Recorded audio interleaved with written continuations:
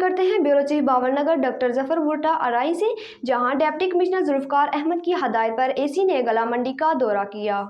Assistant commissioner Bahawalnagar Talha Naeem व assistant director agriculture फलक शेर मियो और ज़राअत ऑफिसर बहावलनगर मोहम्मद अकरम यकूब ने अपनी मौजूदगी में गला मंडी बहावलनगर में मुख्तलिफ मुकर्रर करदा सरकारी पॉइंट का दौरा किया, जहाँ सुबह से किसानों की लंबी लंबी लाइनें मौजूद थी। सरकारी अफसरान ने तमाम खाद डीलर्स की शॉप पर सरकारी रेट्स पर अपनी निगरानी में खाद तकसीम की।